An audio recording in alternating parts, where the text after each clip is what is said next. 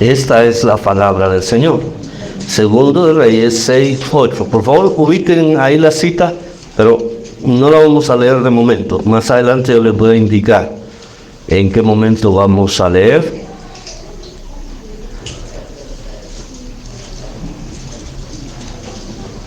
El tema que el Señor nos da para oír es: permito que Dios pelee mis batallas. Permito que Dios pelee mis batallas. Y yo digo, ¿tenemos batallas nosotros? ¿Sí? Bueno, ¿estamos permitiendo que Dios pelee nuestras batallas? Was the words of someone was saying, he can say, I don't care what you're at. They saw a mess. Burning it. Once eight. Hit. Permito que Dios pelee mis batallas. Durante 2 ciclos hemos aprendido a servir como nuestros mayores en la fe sirvieron al Señor. Por eso es nuestro tema del año, ¿verdad? Sirvo como sirves al Señor. Y en el primer ciclo nuestra enseñanza fue sobre el tema general, andando en los caminos de Dios. Una de las maneras de servir como lo hicieron nuestros mayores es andando en los caminos del Señor. Pero en el segundo ciclo hablamos de con tu ejemplo de vida. Ese fue nuestro tema del ciclo, con tu ejemplo de vida. Y a lo largo de estos 2 ciclos, que ya hacen más o menos 15 semanas, estamos hablando casi de 4 meses, mis amados hermanos, hemos estado aprendiendo acerca de muchos personajes bíblicos, tanto acá en el templo los domingos como los días sábados allá en su grupo. Usted ha aprendido, usted ha escuchado hablar de personajes bíblicos que sirven de ejemplo para que nosotros sirvamos al Señor el día de hoy. Pero unido a eso también hemos estado escuchando en el segmento Conociendo a mis mayores, hemos escuchado de personajes históricos de la iglesia que también nos han dejado una línea de aprendizaje para que nosotros podamos servir al Señor. Los más relevantes de los que hemos escuchado son Martín Lutero y Juan Calvino. Y hoy acabamos de escuchar de, pero raro, yo lo voy a decir pero en español, Ulrico Zwinglio. Así me lo enseñaron, Ulrico Zwinglio. Ellos como son más inglesitos, Ulrico Zwinglio. Sí. Pero es Ulrico Zwinglio para nosotros, hermanos, para que lo entendamos bien. Pero de verdad estamos aprendiendo acerca de cómo ellos sirvieron al Señor. Y es interesante saber que no en todo ellos estuvieron de acuerdo. Acabamos de escuchar que hubo controversia entre Ulrico y Martín Lutero. ¿Acerca de qué? De lo que acabamos de hacer nosotros. Conmemorar la cena del Señor. Ahí había diferencia. Me sorprende, o quizá a usted le sorprenda, de que Martín Lutero todavía creía en lo que es la transubstanciación, es decir, la presencia misma de Cristo, que los elementos se convertían en la carne y la sangre del Señor Jesús.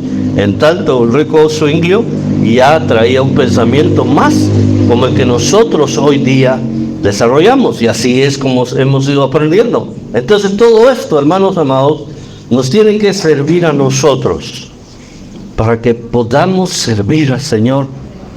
Tal vez no mejor que ellos, pero a semejanza de ellos, con determinación, con convicción y con compromiso. Hoy estamos en una semana de transición. Hasta la otra semana comenzamos la nueva serie.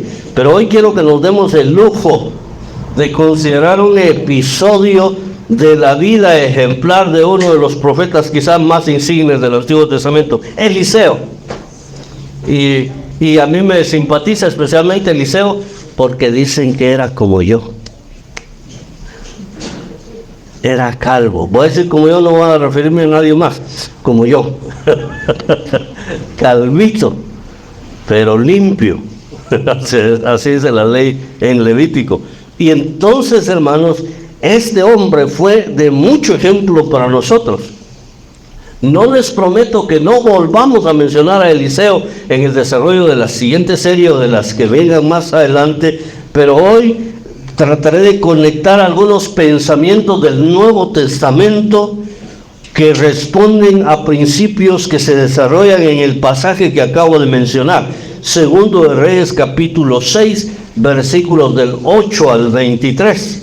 En este pasaje de Segundo de Reyes 6, del 8 al 23, lo que está sucediendo es que había guerra entre los sirios y los israelitas. El ejército sirio era obviamente mucho más poderoso, más fuerte que los israelitas, y habían sitiado a los israelitas. Pero Israel tenía de su lado al Señor, al Dios Todopoderoso. Y entre ellos estaba el profeta Eliseo. Y Eliseo, como tenía una conexión especial con Dios, él oía todos los planes del rey sirio. De una manera sobrenatural le llegaba a él ese conocimiento y le mandaba a decir al rey: no pasen por aquí porque ahí van a estar los sirios, no se vayan por allá porque los sirios están planeando esperarlos ahí. Y todos los planes de los sirios se venían abajo, porque Eliseo le pasaba en WhatsApp, seguramente le mandaba un WhatsAppazo rápido al rey de Israel y le decía: ahí están. Y entonces los siervos del rey de Siria le hablaron y él estaba muy enojado. ¿Cómo es eso? De entre nosotros tiene que haber un traidor, dijo él. Alguien le está pasando la información a Israel. ¿Por qué no prosperan mis planes? Y entonces sus siervos, como que eran un poco más sensibles, le dijeron: mis reyes, que lo que pasa es que ellos tienen al profeta, al varón de Dios, y él escucha lo que tú hables en tu cámara más secreta. Y por eso le informa al rey de Israel. Por eso es que no prosperan tus planes. Ah, bueno, y entonces, ¿dónde está ese tal Eliseo? Quiero que me lo ubiquen. ¿Dónde está? Ah, pues está en tal lugar, según las coordenadas aquí del Google. Dice que está allá por Dotán, creo que es el nombre. Y entonces dice: pues vayan y me lo traen vivo o muerto, pero quiero que me lo traigan. ¿Qué pasó? Que se fue el gran ejército en búsqueda de Eliseo, que estaba con su siervo. Y el siervo vio ciertamente cuando venía el gran ejército sirio y se asustó. Y le dijo: Señor, hoy sí estamos perdidos. Y Eliseo lo que hizo fue orar. Dijo: Señor, ábrele sus ojitos a mi siervo y mire lo que yo veo. Y cuando él hizo eso, el siervo vio que habían ejércitos más poderosos para defenderlos a ellos que el ejército de los sirios. Y cuando los sirios llegaron a donde estaban ellos, él oró otra vez. Ya venía ahí la amenazante caravana de soldados sirios. Y Eliseo, ¿cómo será ser como Eliseo? Yo quisiera ser, no solo por lo calvo, sino por lo poderoso en el Señor. Que vienen ahí los sirios y se pone a orar: Señor, haz que se queden ciegos. Y se quedan ciegos los soldados sirios, llegan allá y él les habla: ¿qué tal, señores? ¿Para dónde van? Para tal lado. Ah, pero ustedes se equivocaron, aquí no es. Vengan, yo con mucho gusto los acompaño, yo los llevo. Y los llevó al centro de Samaria, la capital de Israel, donde estaba el ejército de Israel, y los tenían ahí en medio. Y los llevó. Y ahora, cuando llegaron allá, entonces le dice a Dios otra vez: Señor, ábrele sus ojitos a estos hombres. Y ahí ya los tenían acorralados a los sirios. Y el rey de Israel dice: Señor, ¿y qué haremos con ellos? Los matamos. Tan violento este rey, dijo. Él dice: no, háganles comida, háganles un pepián ahí, por favor, y sírvanles. Echen tortillas, echen tamalitos y tráiganles. Y les dieron de comer, hermano. Pero quiero que vaya hilando todo lo que sucedió en esta historia, porque después le vamos a entrar al mensaje en serio. Ahorita solo les estoy contando el pasaje. Y entonces se fueron los sirios bien comiditos, contentos, con un gran respeto por Eliseo y por el pueblo de Israel, y sobre todo por Jehová de los ejércitos. Y dice la Biblia que ya nunca se asomaron otra vez a pelear con él. Ya lo vamos a leer en la Biblia, para que no me piense que me estoy inventando yo algo aquí. Pero como le dije que voy a utilizar algunos postulados o pensamientos del Nuevo Testamento, En cada punto vamos a usar uno de ellos, que yo sé que a usted le van a sonar conocidos. Por ejemplo, el primero es: no tenemos lucha contra sangre y carne. ¿Lo han oído? ¿Dónde está escrito eso? ¿Ah? En la Biblia, en el Antiguo o en el Nuevo. Antiguo o Nuevo. A ver, Nuevo Testamento. ¿Qué libro?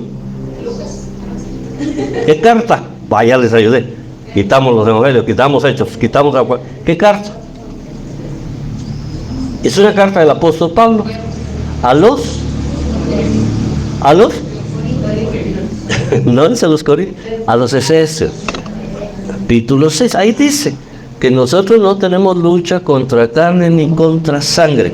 ¿Y cómo aplica ese pensamiento acá en este pasaje? Ahora sí, por favor, cada vez que yo voy a leer, vamos a hacer ahorita nuestra confesión, y cada vez que vamos a leer una parte del pasaje, ustedes espontáneamente se ponen de pie. Si no se ponen de pie, pues Dios te los perdone. Pero vamos a leer acá ahora nuestro pasaje, si me hacen favor. Vamos al Segundo de Reyes. Ustedes ya están ahí, pero primero vamos a hacer nuestra confesión bíblica. A ver. Segundo de Reyes 6, del 8 en adelante. Hagamos entonces esta confesión. Digamos: mi Biblia es la palabra de Dios. Revela a Jesucristo mi Salvador, que nació, murió y resucitó para salvarme del pecado y condenación. Me enseña de la fe, santidad y amor para predicar su gracia y perdón, desde mi familia y congregación hacia la nación y toda la creación. Y el pueblo de Dios dice: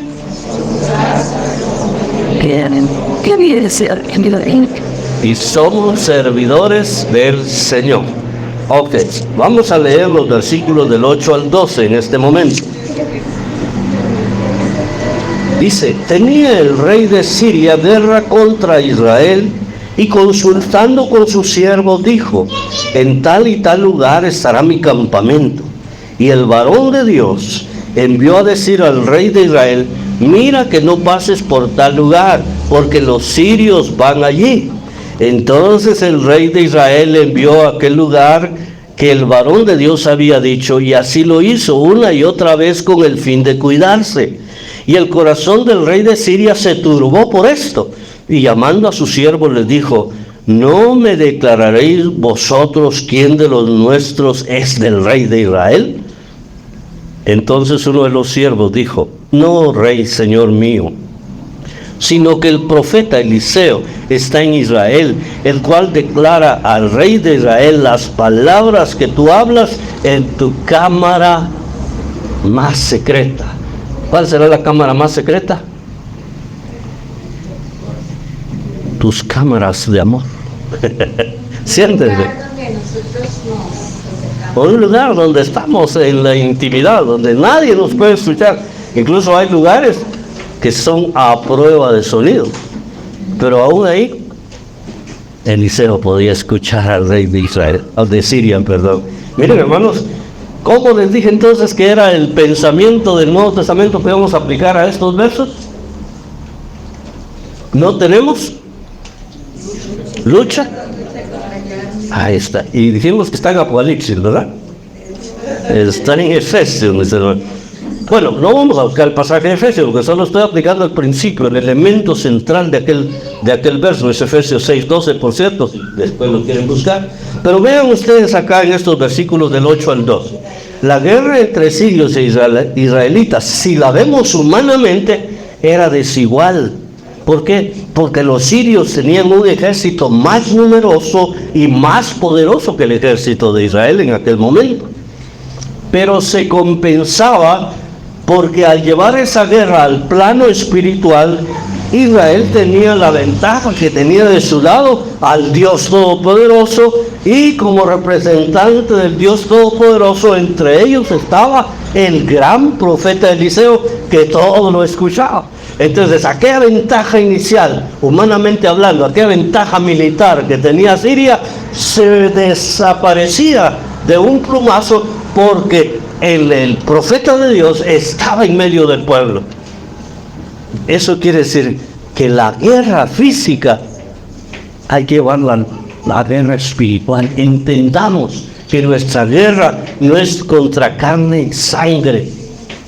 Su guerra, mi amado hermano, mi amada hermana, no es contra la vecina que le cae mal.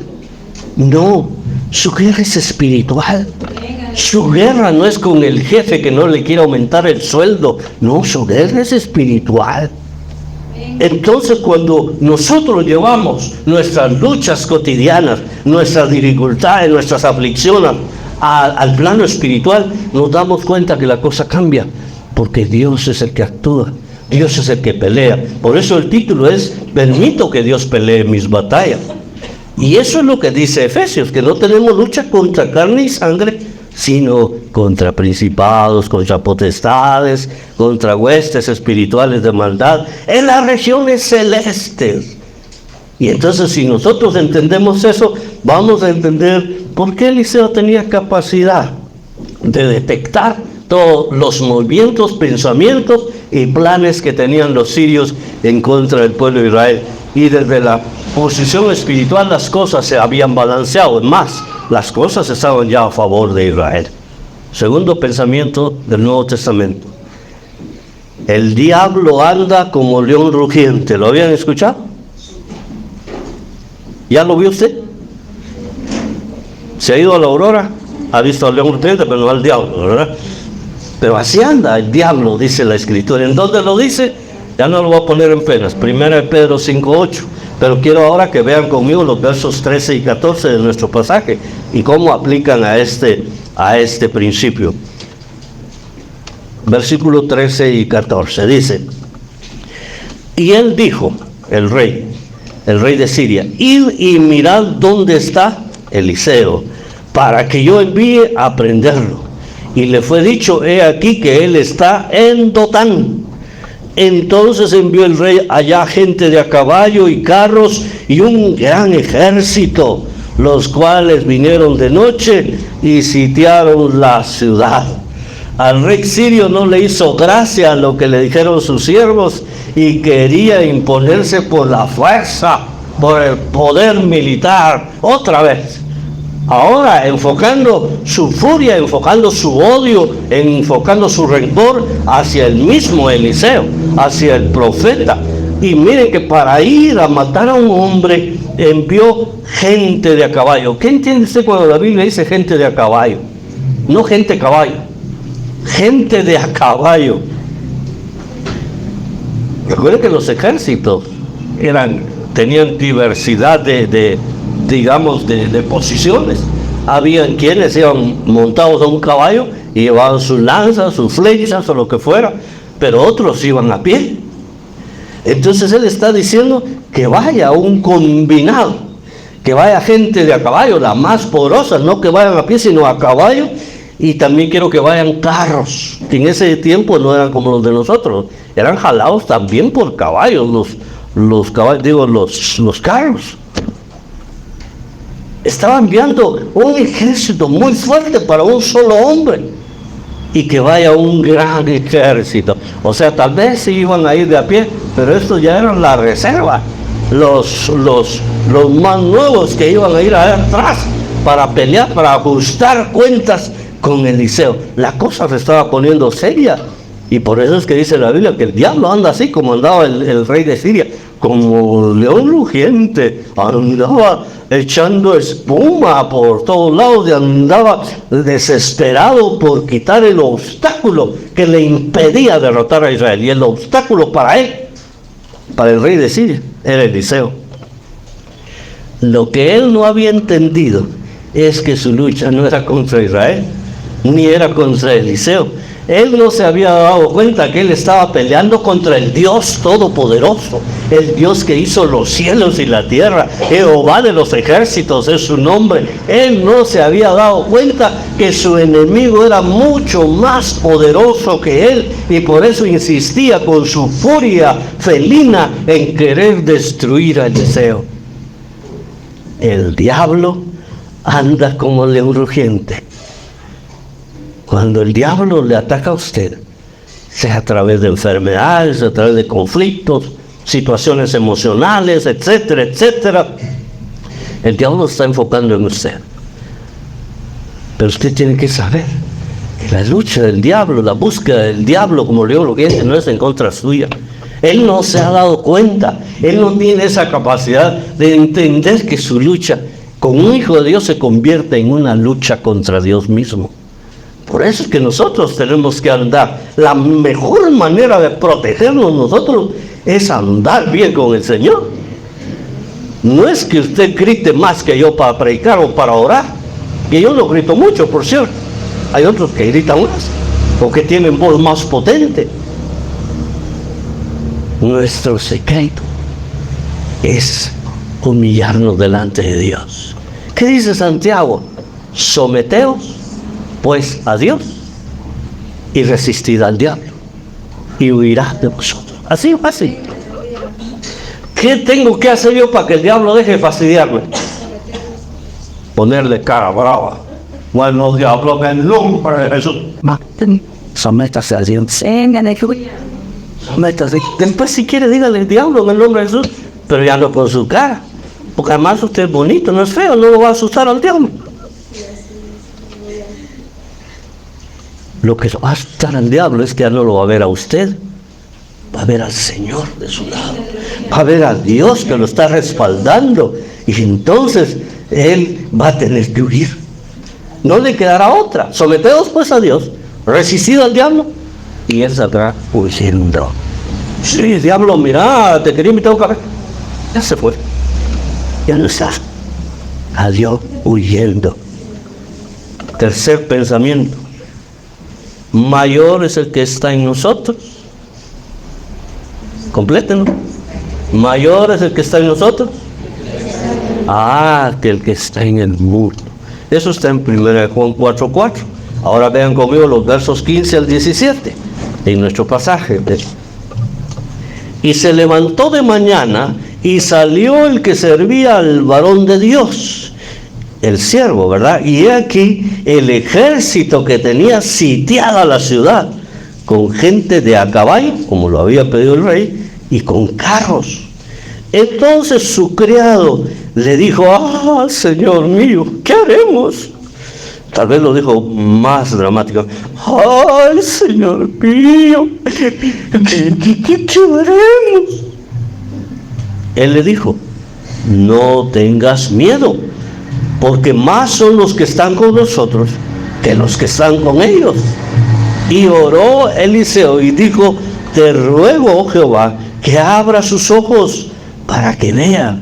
Entonces Jehová abrió los ojos del criado y miró, y he aquí que el monte estaba lleno de gente de a caballo y de carros de fuego. ¿Cómo fue llevado Elías? ¿Cómo fue llevado Elías al cielo, hermano? En carros de fuego. ¿Y quién estaba presente cuando eso sucedió? Eliseo. Y ahora él ora al Señor y aparecen ejércitos celestiales con carros de fuego. Los carros de aquellos eran de caballos, pero estos eran de fuego. Eran más impactantes, más poderosos, más destructivos. Y estaban alrededor de Eliseo, como formando una muralla de protección alrededor del profeta. Y eso no lo había visto el criadito. O sea que no siempre al que anda entre la miel algo se le pega, ¿verdad, hermano? Porque este criado, ¿cuánto tiempo tendría que hablar con Eliseo? Debería tener una fe más o menos parecida a la de Eliseo. Pero qué lujo el de Eliseo, hermanos. Que lo tenga rodeado. Y que es simplemente, diga, no, son más los que están con nosotros. Son más. Y eso es lo que me lleva a pensar en este pensamiento del Nuevo Testamento. Mayor es el que aquí no es más, sino mayor, porque es el Señor Jesucristo, mismo el que está con nosotros, mis amados hermanos. El enfoque de la narrativa cambia entonces. Ahora deja al ejército de Israel, deja al rey de Israel y se va con el varón de Dios, que es Eliseo, y con su criado. Y este criado solo podía ver el ejército enemigo, Pero Eliseo miraba al ejército enemigo, pero miraba al ejército que estaba a favor de ellos, protegiéndolos, mucho más poderoso que el ejército enemigo. Esa era la gran diferencia, mis amados hermanos. Esa era la enorme diferencia, y por esa razón Eliseo puede mostrar calma en medio de la tormenta. Puedes tener paz en la tormenta. Y luego usted viene aquí y dice: hermano, yo estaba en tal situación y confié en el Señor y oré al Señor y me sometí a Dios, y esto fue lo que pasó. Y tenemos más testimonio, tendremos que hacer otra vigilia para escuchar más testimonios, porque estamos seguros que el Dios de Israel, el Dios Todopoderoso, está de nuestro lado. Pero ya saben, hay que estar conectados con el Señor, hay que estar humillados en la presencia del Señor. Ay, Dios mío, hermanos, el saber que el más grande de todos va con nosotros cada día, eso nos debe dar tranquilidad, eso nos debe dar confianza, eso nos debe dar seguridad. No que seamos imprudentes: Dios anda conmigo, me voy a meter a la limonada, voy a la limonada, o me voy a tal otro algaíto, o me voy aquí. No, hermanos, tampoco se trata de eso. Él no estaba haciendo eso, pero tenía plena confianza en Dios. Él otra vez lo lleva al plano espiritual, todo lo llevaba Eliseo al plano espiritual. Lo que hacía era orar, y el milagro ocurrió, porque al cielo se le abrieron los ojitos, se le cayeron las escamas, y empezó a ver: cierto, tenemos un ejército defensor. Y yo angustiado, yo temblando aquí, no sé quién lo debía. Entonces voy a preparar cafecito, pues, y vamos a tomar un cafecito con pan y manteca del portal, y listo. Hermanos amados, cuando la lucha de la vida la llevamos al plano espiritual, nuestros ojos van a ser abiertos, nuestra fe va a ser alimentada, y nos daremos cuenta que mayor es el que está en nosotros que el que está en el mundo. Alguien podría decir: aleluya, gloria a Dios. Es que saber esto, hermanos, nos debe llenar de confianza. Pero voy al cuarto pensamiento: las armas de nuestra milicia no son carnales, no las venden en la carnicería, son poderosas el Dios. Eso dice 2 de Corintios 10:4. Y ahora leamos los versículos del 18 al 20. Ya vamos en la recta final. Vea usted, verso 18: y luego que los sirios descendieron a él, oró Eliseo a Jehová y dijo: te ruego que... abre mis ojos, Señor. Te ruego que hieras con ceguera a esta gente. Y los hirió con ceguera conforme a la petición de Eliseo. Después les dijo Eliseo: no es este el camino, ni es esta la ciudad. Seguidme, y yo os guiaré al hombre que buscáis. Y los dio a Samaria. Y cuando llegaron a Samaria, dijo Eliseo: Jehová, abre los ojos de estos para que vean. Y Jehová abrió sus ojos, y miraron, y se hallaron en medio de Samaria. Tremendo profeta, hermano. Qué tremendo profeta. Si usted quiere parecerse a un personaje de la Biblia, a un mayor de la fe, aquí tenemos un excelente ejemplo. Porque la amenaza de aquel ejército persistía y se acercaba vorazmente a donde estaba el profeta y su criado. ¿Qué haríamos nosotros, hermanos? ¿Qué hacemos nosotros cuando vemos que el peligro acecha? Buscamos ayuda humana, llamamos al, ¿qué número era? Al 120, al 122, ¿a dónde llamamos? Y yo nunca les he contado que hace algunos años con mi esposa nos la vimos a palitos una noche en nuestro apartamento, cuando un personaje llegó a quebrar todas las macetas que con tanto cariño mi esposa había preparado y había conservado ahí afuera en el atrio del apartamentito donde vivimos. Y esa es, hermano, yo llamando a la policía. La policía no me contestaba. Llamé a los bomberos y les dije, tal vez a ustedes contesta la policía, llámenlos y díganle qué tal situación estamos viviendo. Fue como a las 12 de la noche, ¿va, mi amor? Como a las 2 de la mañana, ya nos estábamos quedando dormidos nosotros otra vez. Ya habíamos orado también, ¿verdad? También ser cool. Pero oímos algunas voces allá afuera, nos asomamos tímidamente a la ventana. Y eran nuestros vecinos los que andaban viendo todo el desastre que había hecho el hombre allá afuera. Y entonces ya nos animamos a salir nosotros, ¿verdad? ¿Qué está pasando aquí? Caray. Temblorosos todavía. Y ellos, ¿de dónde están bien ustedes? Hasta llegó un dueño de una cantina ahí que había cerca de nuestro apartamento, con unos envases aquí, mírenme. Y a mi esposa le preguntaban, ¿está bien, señora? Pensaban que le estaba somatando a mi esposa. Pero después de 2 horas llegaron los vecinos. Ya, si a este hombre nos hubiera querido hacer algo, ya estábamos muertos nosotros. Y después de 4 horas, llegó la policía como a las 4 de la mañana, un par de policías. Getting about some kids. A tomar fotos de la escena del crimen. Y miren, nos quebraron la maceta, le dije. Las macetas, eran varias macetas. Hermano, cuando uno depende de los hombres, su esperanza es vana. Cuando usted tiene necesidad de dinero, es el pastor, le voy a ir a pedir. A mal palo se arrima. El hermano fulano dijo que le habían dado su tiempo, voy a ir con él. Nosotros tenemos que aprender a llevarlo todo al plano espiritual, a buscar al Señor en cada lucha que tengamos. ¿Y qué va a suceder? Que el Señor va a tocar al que tiene pisto y le va a ayudar. Que el Señor va a hacer algo por usted, de fuentes inesperadas. El Señor nos puede bendecir. El Señor puede sanar la enfermedad y no hay necesidad de comprar la medicina, la gran receta que tiene usted ahí. Dios puede hacer cosas insospechadas para nosotros, mis amados hermanos. Eliseo una vez más hizo uso del armamento adecuado.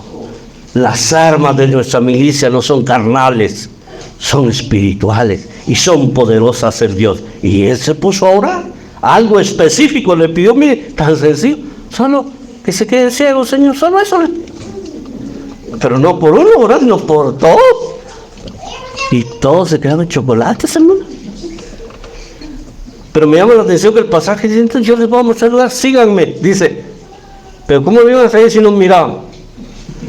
Ahí creo que fue donde se inventó que poner la manita en el hombro. Yo creo que ahí lo inventaron. Eliseo fue el que lo inventó. Póngame su manita, mire, capitán. Sí, y así se lo llevó al matadero, ¿no? Tremendo, tremendo Eliseo, de veras. Un mayor del cual podemos aprender mucho. Cuando ya los tenían neutralizados, hizo lo contrario. Para que miren, Señor, que miren dónde están. Y claro está, que aquí lo llevó, y sí lo llevó, como dicen mi pueblo, la tiznada. Hoy sí nos fuimos feos, dice alguno.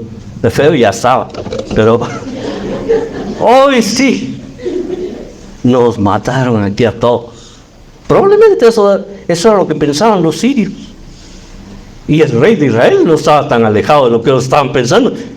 Le dice al profeta, Señor, que los matamos a cuchillo, a navaja, o a molleleto, tortilla tiesa, o con pistola, de plano. No, prepárenle su perquial con tamalitos blancos, como los que hace Mana Julia. Díganle que la comida. Sírvanles, denle de comer a estos hombres. Y ahí viene el otro pensamiento. Ascuas de fuego amontonarás sobre su cabeza. ¿Han oído esa expresión? Sí, más o menos. Ascuas de fuego amontonarás sobre su cabeza. Romanos 12:20. ¿Y qué quiere decir? Ascuas de fuego. Es un final apoteósico esto, hermanos amados. Esto quiere decir, los avergonzarás. Porque las ascuas de fuego era la idea, la figura que se usa aquí por el apóstol Pablo es ponerle un brasero con brasas ardientes a la persona aquí en su cabeza. ¿Cómo se sentiría usted que le ponga un brasero aquí sobre la cabeza? Sin yagual. Así le llaman el trapito que ponen aquí. Sin yagual. En la pura cabeza, en la pura pelota. Hermano, ¿cómo se le pondría la cara a uno? Revienta de rojo. Y cuando uno se avergüenza, ¿cómo se pone? Por lo menos yo me pongo rojo. Yo no sé si ustedes se ponen morado de otro por otro. Pero yo me pongo rojo, hermano. Ahorita no es que esté avergonzado ahorita porque hay un día de la predicación, ¿verdad? Pero, hermanos, esa es la idea aquí. Lo que vas a hacer con una buena acción contra alguien que quería matarte, que quería hacerte daño, es avergonzar. En vez de matar, en vez de cortarle la barba y mandarlos medio desnudos, en vez de cortarle las piernas o qué sé yo, o tenerlos como rehenes o presos de guerra, denle su comidita, bien alimentadito, traerle su jumbo de Coca-Cola ahí y que coman y que se vayan. Y se fueron en paz, aquel. Pero se fueron avergonzados, como que les hubieran puesto un brasero a cada uno en la cabeza. Pero se fueron reconociendo que se habían equivocado de enemigo, que estaban peleando una lucha desigual, una lucha que no les correspondía. Y entonces, hermano, el final, como les digo, es apoteósico, porque dice en el versículo número 23, voy a leer del 21 al 23 y terminamos ahí. Cuando el rey de Israel los hubo visto, dijo a Eliseo: ¿los mataré, padre mío? Él le respondió: no los mates. ¿Matarías tú a los que tomaste cautivos con tu espada y con tu arco? Pon delante de ellos pan y agua para que coman y beban y vuelvan a sus señores. Entonces se les preparó una gran comida, miren, hermanos, un banquete, y cuando habían comido y bebido, los envió y ellos se volvieron a su señor. Yo solo a una hermana de nuestra misión escuché que hizo algo parecido. Algunos de ustedes la conocen, a la hermana Anita de Madrid. Ella dijo que en su frente de su casa se ponían unos muchachos a hacer relajo, a molestar y le hacían la vida bien difícil. Que ahí estaban diciendo malas palabras y hablando mal de los evangélicos probablemente.